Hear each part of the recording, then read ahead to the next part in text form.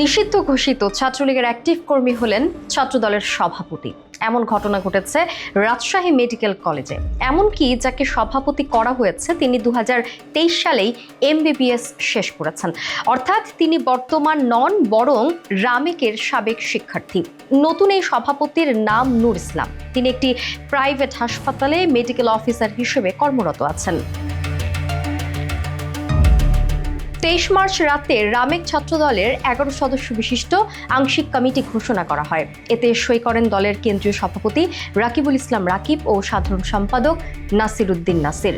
সে কমিটিতেই রামেকের সাবেক শিক্ষার্থী নূর ইসলামকে সভাপতি ঘোষণা করা হয়। তবে এই কমিটি প্রকাশের পরেই বিতর্ক শুরু হয় নূর ইসলামকে নিয়ে। জানা গেছে শেখ হাসিনা শাসনামলে তিনি ছাত্রলীগের সক্রিয় কর্মী ছিলেন। নিষিদ্ধ সংগঠনটির বিভিন্ন কর্মসূচিতে নূর ইসলামের অংশ নেওয়ার ছবিও সামাজিক মাধ্যমে ছড়িয়ে পড়ে। এসব ছবিতে দেখা যায় ছাত্রলীগ নেতাদের সঙ্গে হাস্যোজ্জ্বল নূর। এছাড়া সাবেক সিটি মেয়র AHM খায়রুজ্জামান লিটনের মেয়ে ও ছাত্রলীগের সাবেক সহসভাপতি আনিকা ফারিয়া জামান অর্ণাকেও ফুল দিয়ে বরণ করতে দেখা যায় নূর ইসলামকে।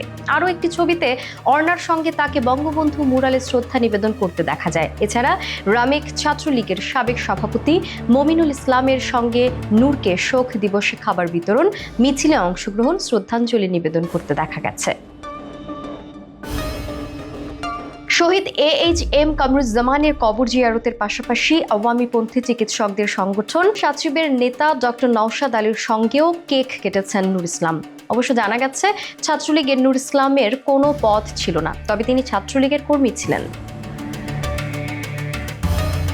এ বিষয়ে ছাত্রদলের নব ঘোষিত সভাপতি নূর ইসলাম বলেন, প্রথম বর্ষে থাকা অবস্থায় জোর করে ছাত্রলীগের কিছু প্রোগ্রামে আমাকে নেওয়া হয়েছিল। আমি কোনো দিনই ছাত্রলীগ করতাম না। আমি জুলাই আন্দোলনে রামেক থেকে নেতৃত্ব দিয়েছি, দলকে সুসংগঠিত করেছি, তাই কেন্দ্র আমাকে রামেক ছাত্রদলের সভাপতি করেছে। এদিকে ভাইরাল ছবিগুলো ছাত্রদলের কেন্দ্রীয় সভাপতি রাকিবুল ইসলামের নজরে আনা হলে তিনি জানায়, কমিটি দেওয়ার পর ছাত্রলীগ নেতাদের সঙ্গে নূরের ছবিগুলো হাতে এসেছে। আগে এলে হয়তো বিষয়টি নতুন আঙ্গিকে বিবেচনা করা হতো।